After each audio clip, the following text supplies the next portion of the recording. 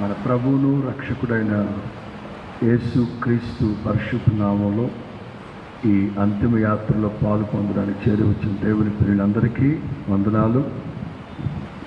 దైవజనులు ప్రకాష్ గారి గురించి కొద్ది సంవత్సరాలుగా వింటూ వచ్చాం.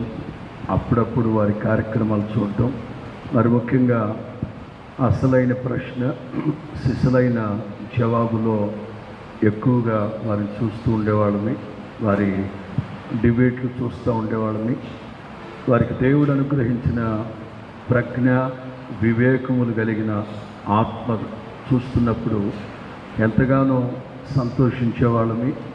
ప్రతి ఆదివారం సాయంకాలం ఇలాంటి దైవజనుల కొరకు ప్రతి ఆదివారం సాయంకాలం ప్రత్యేకంగా ప్రార్థన చేయించేవాళ్ళని. ప్రభు చెప్పినట్లుగా